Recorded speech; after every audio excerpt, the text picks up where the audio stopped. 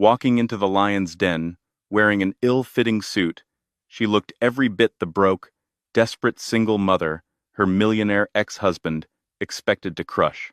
As the tech mogul sat laughing with his high-priced lawyers, ready to bury her in debt and take her child, he forgot the golden rule of power. The loudest person in the room is rarely the strongest. That laughter died the instant the courtroom doors swung open, replaced by a silence that made blood run cold. This is the true story of the day.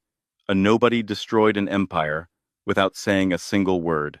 The heavy oak doors of the Superior Court of Manhattan felt like they weighed 1,000 pounds, but Sarah pushed them open with a singular, trembling hand. It was 8:58 a.m. on a Tuesday. Outside, the New York rain was relentless, a gray sheet of misery that had soaked the hem of her trousers. Inside, the air was stale, smelling of floor wax and old despair. Sarah Holloway paused at the threshold, tightening her grip on the frayed handle of her briefcase. It wasn't a briefcase, really. It was a laptop bag she'd bought at a Goodwill in Queens for $5. The courtroom was already full. That was the first bad sign. Usually, family court hearings for custody and asset division were private, somber affairs. But Richard Rick Jasson wasn't a man who did things quietly. He was the CEO of Jasson Dynamics, a man who had graced the cover of Forbes and GQ in the same month. To him, this wasn't a legal proceeding. It was a spectator sport. As Sarah walked down the center aisle, the murmurs began. "Is that her?" someone whispered loudly. "She looks. Is that tired? Look at that suit. Is that polyester?" Sarah kept her eyes fixed on the empty table on the left side of the room, the defendant's table. She was wearing a charcoal gray suit she had dug out of the back of her closet, a relic from a life she barely remembered. It was slightly too large in the shoulders, making her look shrunken, defeated. Her hair was pulled back in a severe, messy bun, still damp from the rain. On the right side of the room sat Rick. He looked immaculate. He was wearing a bespoke navy Brioni suit, the kind that cost more than Sarah's apartment rent for a year. His hair was gelled to perfection, his jawline sharp, his posture relaxed. He was leaning back in his chair, whispering something to his lead attorney, Charles Montgomery. Montgomery was a legend in New York for all the wrong reasons. They called him the Viper of Fifth Avenue. He didn't just win cases, he annihilated the opposition. He charged $1,200 an hour, and Rick had hired him solely to crush Sarah. As Sarah pulled out her chair, the legs scraped loudly against the floor. Screech, Rick covered his mouth to hide a laugh. Montgomery didn't bother hiding his. He just smirked, tapping his gold fountain pen against a stack of legal documents that looked to be a foot high. "Miss Holloway," Judge Cynthia Cross boomed from the bench. She was a stern woman with a reputation for hating time-wasters. She peered over her spectacles, looking from Rick's army of 5 lawyers to Sarah, who sat entirely alone. "Where is your counsel?" Sarah stood up. Her knees were shaking, but she forced her voice to be steady. "I am representing myself, Your Honor."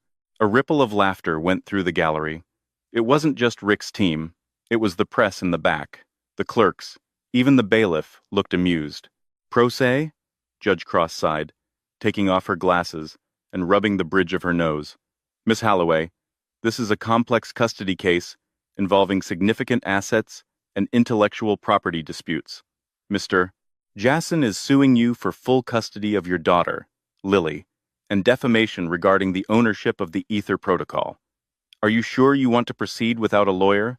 "I cannot afford a lawyer, Your Honor," Sarah said quietly. "Mr. Jasson frozen my bank accounts 3 weeks ago." "Objection." Montgomery shot up, buttoning his suit jacket. "We froze the joint accounts to prevent the dissipation of marital assets. Miss Holloway has a history of erratic spending." "I bought groceries," Sarah said, her voice cracking slightly. "I bought diapers, and a one-way ticket to Zurich that was canceled only after we flagged it." Montgomery lied smoothly. "That's a lie," Sarah cried out. "Order," Judge Cross slammed her gavel. "Miss Holloway, if you are representing yourself, you will adhere to the rules of this court. No outbursts. Sit down." Sarah sat. She felt the heat rising in her cheeks. She could feel Rick's eyes on her, that predatory gaze she had once mistaken for love. He leaned over to Montgomery, loud enough for Sarah to hear. "This is going to be easier than I thought. She looks like she sleeps in a dumpster. Let's wrap this up by lunch. I have a tea time at the Hamptons." They laughed, a cruel, guttural sound that echoed off the high ceilings. Sarah looked down at her hands. They were red and chapped from scrubbing floors at the diner where she worked under the table. She looked at her cheap plastic watch. 9:05 a.m. She took a deep breath. "Just hold on," she told herself. "Just 5 more minutes." To understand the humiliation of that morning, you have to understand who Sarah Holloway really was, or rather, who Rick Jasson said she was. 6 years ago, Sarah had been a brilliant but shy doctoral student at MIT. She specialized in algorithmic cryptography. Rick had been the charming MBA student from Harvard who swept her off her feet. He was loud, charismatic, and ambitious. She was quiet, focused, and brilliant. They were the perfect pair. She built the engine, he sold the car. Or so she thought.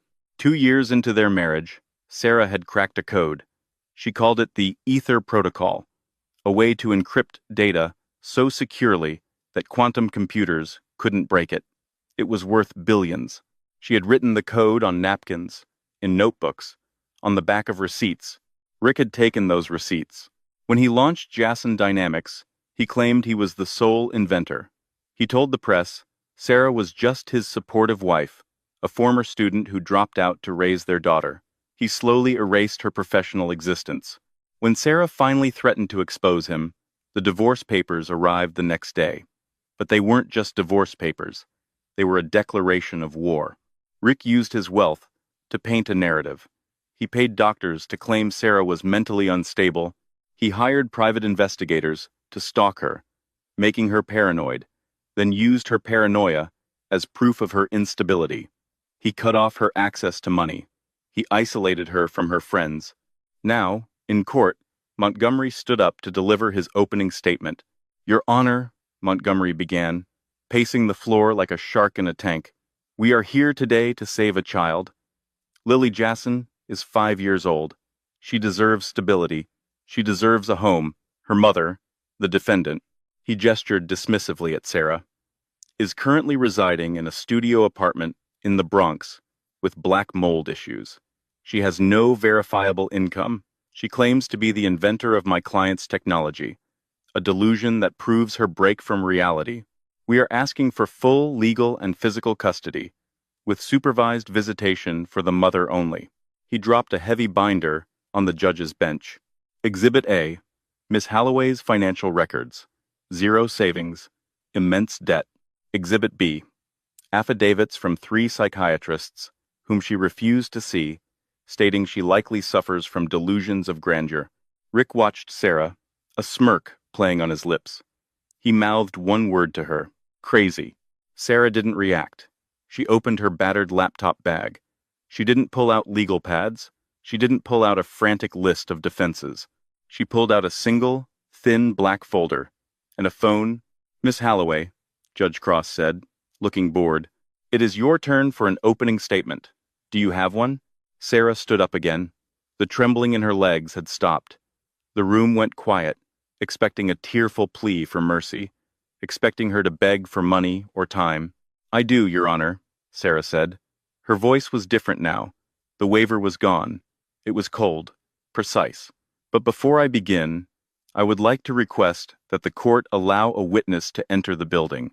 He is running a few minutes late due to the weather." Montgomery laughed. "A witness? Who? The manager at the diner she works at? We don't have time for character witnesses who can't tell the difference between a tort and a tart." The gallery chuckled. "No," Sarah said, her eyes locking onto Rick's. "Not a character witness, a material witness regarding the financial assets of the Jasson estate." "Your Honor," Montgomery groaned, "this is a stalling tactic. She has no witnesses on the list." "Actually," Sarah said, "I filed an amended witness list at 8 a.m. this morning with the clerk. It is within the procedural time limit." Judge Cross looked at her clerk, who nodded, looking wide-eyed at his computer screen. She did, Your Honor. It was filed electronically. Fine, the judge said, checking her watch. Who is this witness, Miss Halloway?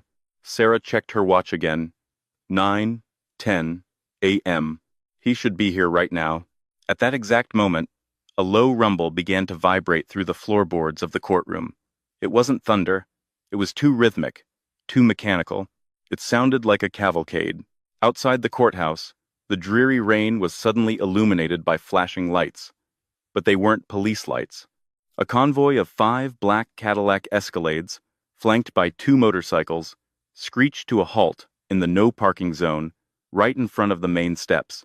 The security guards at the front entrance stepped forward to yell at the drivers, but the doors of the SUVs opened in unison. Out of the lead car stepped 4 men. They were giants, wearing earpieces and suits that cost more than Rick's car. They didn't look like private security. They looked like military contractors. They moved with a terrifying synchronization, clearing a path on the sidewalk. Inside the courtroom, the noise from the hallway became audible. Heavy footsteps, lots of them. Thud, thud, thud.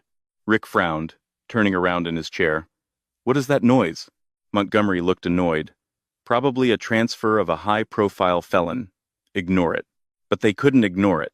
The double doors at the back of the courtroom didn't just open.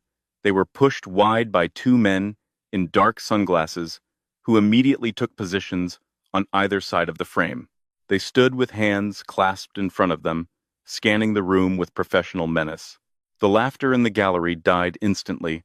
Then, a third man entered. He was older, perhaps in his late 60s. He had silver hair swept back, a neatly trimmed beard, and he walked with a cane that had a handle made of pure ivory. He was wearing a 3-piece suit that whispered, "Old money, not the flashy wealth of Rick Jason, but the deep, quiet, terrifying wealth that builds nations." Behind him walked 2 younger aides, carrying metal briefcases, handcuffed to their wrists. The older man walked down the center aisle. He didn't look at the judge. He didn't look at the lawyers. He walked straight to the defendant's table. Rick Jason's face went pale. He gripped the edge of his table so hard his knuckles turned white. "No," Rick whispered. "That's impossible." Montgomery looked at his client, confused. "Who is that? Ideally, we can object to his presence." "You idiot," Rick hissed, his voice trembling. "That's Theodore Blackwood." The name rippled through the courtroom like an electric shock. Theodore Blackwood, the Oracle of London, the CEO of Blackwood & Co., the largest private equity firm on the planet. A man who didn't give interviews, didn't appear in public, and certainly didn't show up in family court in downtown Manhattan. He was a ghost who moved trillions of dollars with a phone call. Sarah Halloway didn't turn around. She remained standing, looking at the judge. Blackwood stopped right beside Sarah. He handed his cane to one of the bodyguards. Then, in a move that made the stenographer gasp, the billionaire bowed. It wasn't a polite nod. It was a bow of deference, a subordinate bowing to a superior. "Apologies for the delay, ma'am," Blackwood said, his British accent crisp and clear in the silent room. "The traffic on Fifth Avenue was dreadful. I have brought the documents you requested."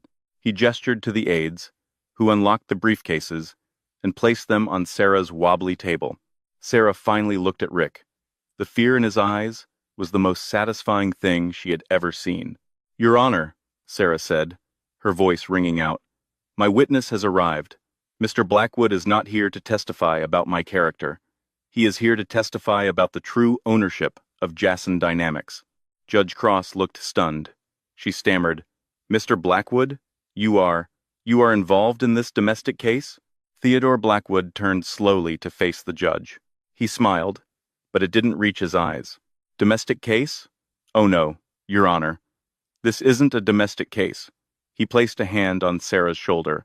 "This is a corporate acquisition. You see, Mr. Jason thinks he owns his company. But as of 9 a.m. this morning, my client, Miss Halloway, has executed a hostile takeover of all his outstanding debt." Rick jumped to his feet. "You're lying. She's a waitress." "She was," Blackwood said calmly, "until she activated the clause in the Ether Protocol that you were too arrogant to read, the dead man's switch. It routed all royalties to a shell corporation in the Caymans, a corporation I manage. And that corporation just bought you out. Sarah smiled. Hello, Rick. I think you're sitting in my chair. For 10 seconds, the only sound in the courtroom was the hum of the ventilation system and the distant wail of a police siren outside a fitting soundtrack for the catastrophe unfolding at the plaintiff's table. Order! Judge Cross finally slammed her gavel, the crack echoing like a gunshot. Order in this court. Mr. Montgomery, control your client. Rick Jasson was standing, his face a mask of purple rage. He pointed a shaking finger at Sarah. She's insane. She's hacking my company. Arrest her. Sit down, Mr. Jasson, Judge Cross barked. She turned her gaze to the billionaire, standing calmly beside Sarah. Mr. Blackwood, this is highly irregular. You cannot simply walk into a family court hearing and declare a corporate takeover. This is a custody hearing regarding the minor child, Lily Jasson. Theodore Blackwood smoothed his silk tie. With respect, Your Honor, the custody of the child is predicated on the father's ability to provide a stable environment. Mr. Jasson's petition claims he is the sole provider and that Miss Halloway is destitute. I am here to prove that as of 8:45 a.m., Mr. Jasson is not only bankrupt, but is currently under investigation by the SEC for massive fraud. Lies, Rick screamed. My company is worth $4 billion. Your company, Sarah spoke up, her voice cutting through Rick's hysteria like a razor, is built on stolen code. Code that I wrote. She walked to the table, where Blackwood's aides had placed the metal briefcases. She opened the first one. Inside wasn't money. It was a single, ancient-looking hard drive and a stack of notarized documents stamped with the seal of the Swiss Federal Institute of Intellectual Property. Charles, Sarah said, addressing Rick's shark of a lawyer directly. Montgomery blinked, surprised she even knew his first name. Do you know what a dead man's switch is in cryptography? Montgomery straightened his jacket, trying to regain his composure. It is a failsafe. If the operator stops responding, the system activates. Correct, Sarah said. She picked up a document. Rick, do you remember when you locked me out of the servers 3 years ago? When you changed the passwords and told the board I was having a breakdown? You thought you cut me out. She turned to face the gallery, holding the document up. But the Ether protocol has a heartbeat. Every 24 hours, it pings a server looking for my digital signature. If it doesn't get it, it assumes I am dead or compromised. For the first 6 months, nothing happened. It just listened. Rick was breathing hard now, sweat beading on his forehead. You're bluffing. The code works fine. We've been selling licenses to the Pentagon. You've been selling a mirror, Sarah said coldly. When the switch activated, the protocol didn't shut down. That would have been too obvious. Instead, it bifurcated. It created a copy of every single transaction, every email, every backdoor deal you made, and sent it to a secure server in Zurich. Sarah dropped the heavy stack of papers onto Rick's table. They landed with a heavy thud in front of Montgomery. That is 3 years of your private ledger, Rick. Every bribe you paid to senators to get those defense contracts. Every penny you laundered through shell companies in Panama. And every time you claimed the code was yours, the blockchain time-stamped it as mine. Montgomery picked up the top sheet. His eyes widened. He flipped to the next page, then the next. His face went from arrogant to ashen gray in the span of 10 seconds. My God, Montgomery whispered. He looked at Rick with genuine horror. You leveraged the company assets against unverified IP? Rick, this is federal wire fraud. Fix it! Rick hissed at him, grabbing his arm. I pay you to fix it. Montgomery pulled his arm away violently. I am an attorney, Rick, not a magician. You told me you owned the IP free and clear. If these timestamps are real, they are, Blackwood interjected smoothly. And since Mr. Jasson used the company stock as collateral for his personal loans which my firm, Blackwood & Co., purchased this morning from your creditors, I have called in the debt. Blackwood leaned in, his voice dropping to a terrifying whisper. You are in default, Mr. Jasson. The house in the Hamptons? Mine. The penthouse on 57th Street? Mine. The cars outside? Mine. And the retainer for Mr. Montgomery? Blackwood looked at the lawyer. The check is going to bounce, Charles. Montgomery froze. He looked at the judge, then at his client.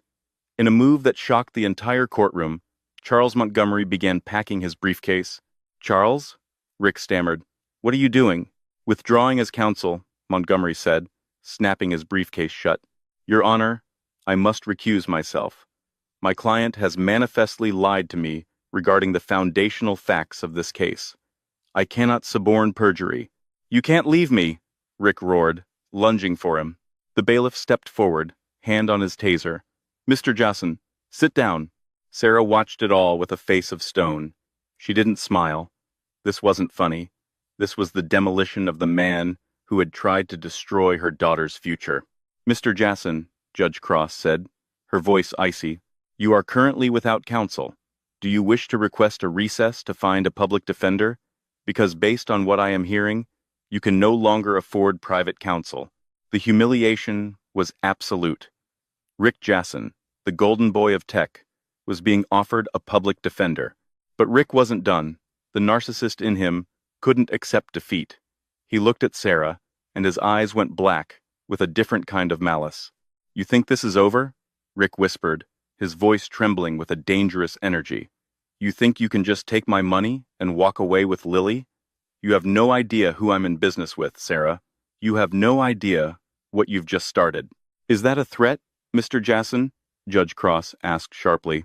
It's a fact, Rick spat. He stood up, ignoring the bailiff. He looked wild now, his tie crooked, his hair disheveled. She thinks she's clever. She thinks she's the hero.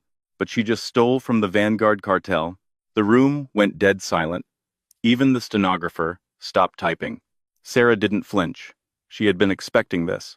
I didn't steal from them, Rick, Sarah said calmly. You did. You promised them a decryption key for their communications network, a key you couldn't deliver because you didn't know how the code worked. Rick's face drained of color. How do you know that? Because, Sarah said, reaching into her bag and pulling out a small, encrypted USB drive. They contacted me. A collective gasp went through the gallery. Theodore Blackwood stepped forward, placing a protective hand on the table near Sarah. His bodyguards at the back of the room shifted, their hands hovering near their jackets. The atmosphere in the room shifted from legal drama to something much darker. Your Honor, Sarah addressed the judge, for the last 6 months, Mr. Jason has been selling backdoor access to the Ether Protocol to a group of international arms dealers known as the Vanguard Syndicate. He took a down payment of $50 million.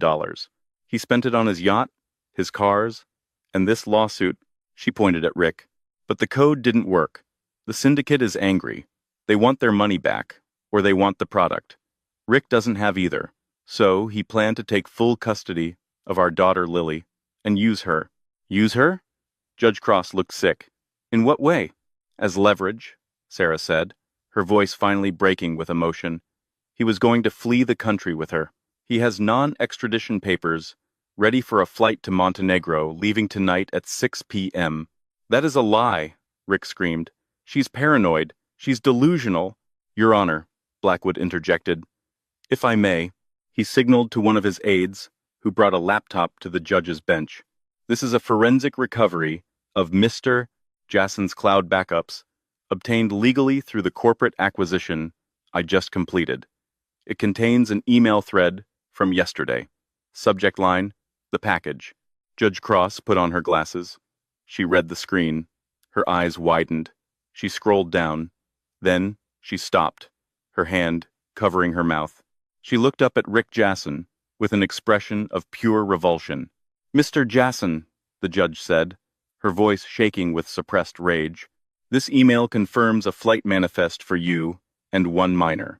It also discusses collateral assurance for a debt owed to a Mr. Ivanov. Rick froze. The name Ivanov hung in the air like toxic smoke. Bailiff, Judge Cross said, pointing a finger at Rick, take Mr. Jason into custody immediately. I am holding him in contempt, and I am referring this matter to the FBI within the hour. You can't do this, Rick shouted as the bailiff moved in. He scrambled backward. knocking his chair over. "I am a dual citizen. I have rights." "You have the right to remain silent," the bailiff grunted, grabbing Rick's arm and twisting it behind his back. Rick struggled, kicking out. "Sarah, Sarah, tell them. Tell them I need to leave. If I don't leave, they'll kill me. Sarah, please." Sarah watched him. For years, she had feared this man. She had flinched at his voice. She had hidden in bathrooms while he screamed at her. Now, seeing him pinned against the table, begging for her help, she felt nothing. No, not nothing. She felt clarity. "I can't help you, Rick," Sarah said softly. "You made a deal with the devil. I just turned on the lights." As the bailiff slapped the handcuffs on Rick's wrists, the metallic click-click echoing through the stunned courtroom, the doors at the back of the room burst open again. But this time, it wasn't bodyguards. It was the press. Someone had tipped them off. Dozens of cameras flashed, blindingly bright. Reporters shouted questions. "Mr. Jasson, is it true you defrauded the Pentagon? Miss Holloway, did you really invent the ether protocol? Is it true the cartel is involved?" Rick tried to hide his face, but there was nowhere to go. The king of tech was being dragged out like a common criminal. As they hauled him away, he locked eyes with Sarah one last time. He didn't look angry anymore. He looked terrified. "They're coming, Sarah," he mouthed. "They're coming for the key." Sarah watched him disappear out the side door. She stood alone at the table, the flashbulbs popping like lightning storms behind her. Theodore Blackwood leaned in close to her ear. "He's right, you know," the billionaire whispered gravely. "Ivanov isn't going to stop just because Rick is in jail. You have the code, which means you are the target now." Sarah picked up her cheap laptop bag. She straightened her oversized blazer. She looked at Blackwood, and for the first time, the shy student was gone completely. In her place was the woman who had outsmarted a genius. "Let them come," Sarah said. "I didn't just write a dead man's switch, Theodore. I wrote a weapon, and I'm ready to use it." Judge Cross banged her gavel. "Case dismissed. Full custody awarded to the mother. Court is adjourned." But as Sarah turned to leave, she saw a man standing at the very back of the gallery. He wasn't a reporter. He wasn't a lawyer. He was wearing a long gray coat and watching her with absolute stillness. He tapped his ear, whispered something, and walked out. Sarah's heart skipped a beat. "Theodore," she said, "get the car." The heavy oak doors of the courthouse swung shut behind them, sealing off the stale air of the legal battle, but stepping outside offered no relief. The storm had evolved from a dreary morning drizzle into a violent, thrashing deluge. The sky over Manhattan was a bruised purple, low and oppressive, and the rain came down in sheets so thick they blurred the towering skyscrapers into gray ghosts. Sarah Holloway stepped onto the slick pavement of Liberty Street, and the world exploded into noise. It wasn't just the thunder cracking overhead. It was the roar of the press. A sea of umbrellas and flashing cameras surged against the police barricades. They were hungry. They had smelled blood, in the water Rick Jasson's blood, and now they wanted the woman who had spilled it. "Miss Holloway, over here. Did you really bankrupt Jasson Dynamics?" "Sarah, are you afraid of the cartel retaliating? Is the ether protocol a weapon? The Pentagon is asking for a comment." Sarah didn't answer. She kept her head down, clutching the strap of her battered laptop bag like a lifeline. Her heart was hammering against her ribs, a frantic rhythm that had nothing to do with the cameras and everything to do with the man she had seen in the back of the courtroom. Theodore Blackwood was right beside her, his presence a solid wall against the chaos. His security detail, 4 men who moved with the fluid precision of apex predators, formed a diamond formation around her. "Eyes forward, Sarah," Blackwood murmured, his voice low but cutting through the din. "Do not engage. Do not stop." "He's here, Theodore," Sarah whispered, her eyes darting to the perimeter. "The man in the gray coat. I feel him." "We are moving," Blackwood signaled. "Get her in the car. Now." A convoy of 3 armored Cadillac Escalades idled at the curb, their engines purring with a low, guttural menace. A bodyguard ripped open the rear door of the middle vehicle. Just as Sarah ducked her head to enter, she saw him. Across the street, Standing perfectly still next to a steaming hot dog cart was the man. He wore a long, charcoal wool coat that was soaked through, but he didn't seem to notice the rain. He wasn't looking at the cameras. He was looking directly at her. He raised his left hand slowly to his ear, tapping a concealed earpiece. His lips moved a single, sharp command. "He's signaling!" Sarah cried out, scrambling into the leather seat. "Go! Go! Go!" Blackwood shouted, diving in after her and slamming the heavy door. The lock engaged with a dull, reassuring thunk. The driver, a man with a thick neck and eyes constantly checking the rearview mirror, floored the accelerator. The tires shrieked against the wet asphalt, fighting for traction before the heavy SUV lunged forward, pressing Sarah deep into the plush leather. "We are compromised," Blackwood said into his satellite phone, his tone clipped and professional. "Route black is burned. Initiate route gold. I want air support on standby." Sarah stared out the tinted window as the city blurred past. The rain was drumming a frantic beat against the bulletproof glass. "Where are we going?" "Safe house in Connecticut," Blackwood replied, not looking up from his phone. "It's a fortress. Underground bunker, independent power grid, satellite uplink. Once you're there, not even the Vanguard Syndicate can touch you." "Connecticut is 90 minutes away," Sarah said, her voice trembling. "We won't make it to the bridge." Blackwood looked at her, his brows knitting together. "My drivers are the best in the business. We have the element of surprise." "No," Sarah shook her head, the data patterns in her mind rearranging themselves into a terrifying conclusion. "We don't. Look at the traffic." They were speeding north on the FDR Drive. Usually, at this time of day, it was a parking lot, but the lanes ahead were strangely open, while the lanes behind them were clogging up. "They aren't following us, Theodore," Sarah said, pointing to the side mirror. "They're hurting us." Blackwood turned to look. Two black sport motorcycles were weaving through the gridlock traffic behind them. They moved with suicidal speed, cutting off cars, forcing drivers to slam on their brakes. They were creating a blockage, ensuring no other civilian cars could get close to the convoy. "Motorcycles at 6 o'clock, the driver shouted. "They're armed." "Evasive maneuvers," Blackwood barked. "Get us off the highway." The driver yanked the wheel to the right, aiming for the nearest exit ramp. The SUV swerved violently, the suspension groaning under the weight of the armor plating. But as they crested the ramp, a white delivery van with no markings screeched out from the underpass. It didn't try to merge. It turned sideways, jackknifing across the narrow exit lane, blocking it completely. "Trap," the driver screamed. He slammed on the brakes. The Escalade skidded on the wet concrete, fishtailing dangerously before coming to a halt just inches from the van's bumper. The two escort vehicles behind them slammed into each other, metal crunching. Suddenly, the world went silent for a heartbeat. The rain poured down, washing over the wreckage.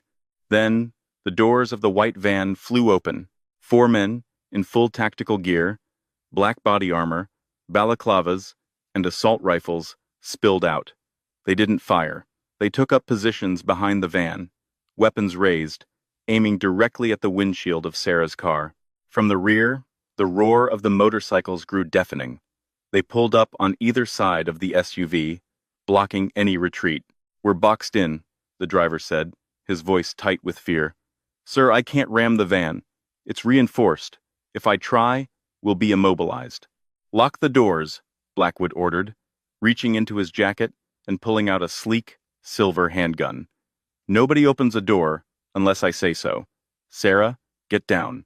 Sarah didn't get down. She sat frozen, staring at the side of the road. Walking calmly through the rain, stepping over the guardrail with the grace of a man taking a Sunday stroll, was the man in the gray coat. He walked right up to the SUV. He didn't have a weapon drawn. He didn't need one. He had complete control of the board. He stopped at Sarah's window. The water ran down his face, dripping off his nose, but his expression was eerily pleasant. He raised his hand and knocked on the reinforced glass. Knock, knock, knock. It was a polite, almost gentlemanly sound. He held up a smartphone to the window. The screen was bright against the gloom of the storm. Sarah leaned forward, squinting. The video on the screen was live. It showed a playground, a brightly colored plastic slide, a swing set swaying in the wind, and sitting on the swing, wearing her favorite yellow raincoat and splashing her boots in a puddle, was a little girl, Lily. The air left Sarah's lungs as if she'd been punched. "No," she gasped, a sound that was half sob, half scream. "No, no, no." The man in the gray coat smiled. He pointed to the phone, then to the window, and made a roll-down motion with his hand. "Do not open that window," Blackwood shouted, grabbing Sarah's shoulder. "It's a trick. My team is at the school. That video could be a deep fake. It could be old footage." "It's raining in the video, Theodore," Sarah whispered, her eyes wide with horror. "And she's wearing the boots I bought her yesterday. It's live." She looked at Blackwood, her eyes pleading. "They have her. If I don't talk to him, they will hurt her." Blackwood hesitated. He looked at the armed men surrounding them, then at the terrified mother beside him. He cursed under his breath. "Crack it," Blackwood ordered the driver. 2 inches. But keep your foot on the gas." The driver pressed a button. The heavy glass slid down with a mechanical whir, stopping, leaving a small gap. The smell of rain and exhaust fumes flooded the cabin. "Miss Holloway," the man in the gray coat said. His voice was smooth, cultured, with a thick Eastern European accent that wrapped around the vowels. "My name is Nikolai. My employer sends his regards. He was very impressed with your performance in court today. You destroyed a billionaire in under 10 minutes. Efficient." "Let her go," Sarah said, her voice shaking uncontrollably. "She is a child. She has nothing to do with this. Please. I'll give you money. I have access to Jason's accounts now. Take it all." Nikolai chuckled softly. "Money? Miss Holloway, we represent the directorate. We print money. We topple governments. We do not want your dollars. We want the key." He leaned closer, his gray eyes boring into hers. "The Ether Protocol. You locked us out. You froze our communications. We have clients, very dangerous clients who are currently blind because of your little algorithm. Give me the decryption key, right now, and the girl goes home to her mother. Refuse. And the swing set becomes empty." Sarah stared at the screen. In the video, a large hand appeared in the frame, resting on the chain of the swing, just inches from Lily's head. Fear, cold and paralyzing, washed over Sarah. She felt like she was drowning. She looked at the laptop in her bag. She could give it to him. She could type in the code, unlock the servers, and let them have it. It was just code. It was just math. But then, she remembered what the protocol actually was. If she gave them the key, they would have total invisibility.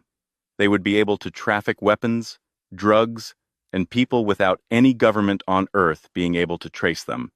Thousands would die, maybe millions. But Lily, Sarah closed her eyes. She took a breath, and in that darkness, something shifted. The fear didn't leave, but it changed. It crystallized. It hardened into something sharp and cold. She remembered the years of hiding, the years of Rick telling her she was weak, the years of being afraid of her own shadow. They laughed when she entered the court alone. She opened her eyes. The tears were gone. "You think you have the leverage," Sarah said. Her voice was no longer shaking. It was quiet, steady, and terrifyingly calm. Nikolai blinked, surprised by the shift in her tone. "I have a gun and your daughter, Miss Holloway. In poker, that is called a royal flush." "No," Sarah said. She reached into her bag. Nikolai tensed, his hand going to his coat pocket. But she didn't pull out a weapon. She pulled out her laptop. She opened it, the screen glowing blue in the dim car. She turned it so Nikolai could see through the gap in the window. "You are holding a pair of twos, Nikolai, and you are bluffing." "I do not bluff," Nikolai snarled, his patience thinning. "You think the Ether Protocol is just an encryption shield," Sarah said, typing rapidly as she spoke. "Rick thought that too. The Pentagon thinks that. But I didn't build a lock. I built a mirror." She hit enter. On the screen, a cascade of data began to scroll. It moved so fast it was a blur of neon text. "What is this?" Nikolai asked, frowning.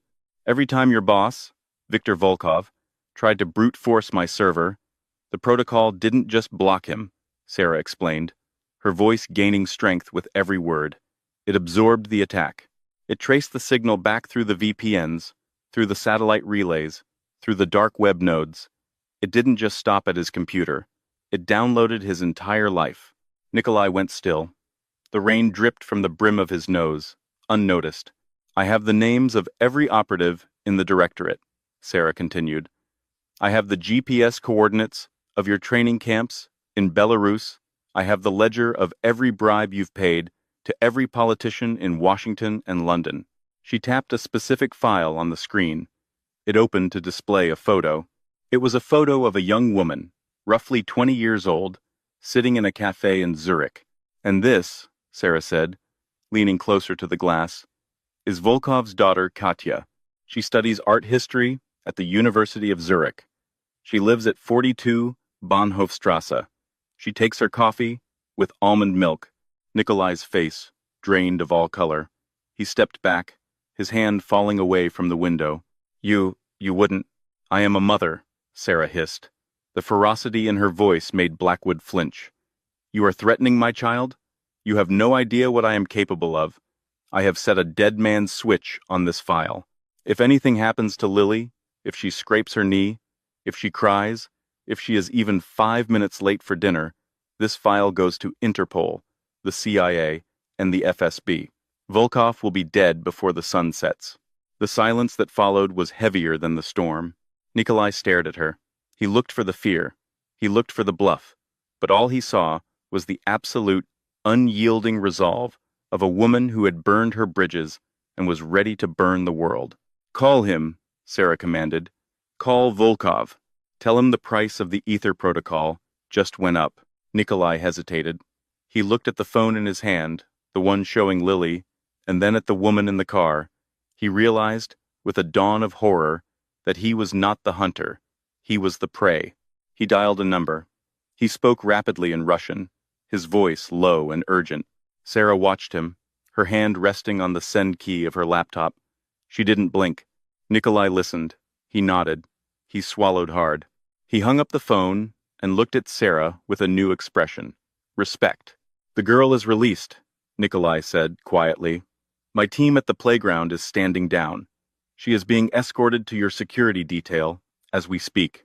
Sarah didn't relax. I want confirmation. Nikolai turned his phone screen to her. The video feed changed.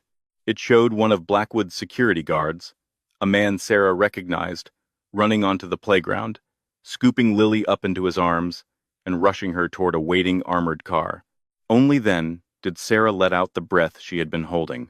Mr. Volkov would like to discuss a partnership, Nikolai said, stepping back from the car.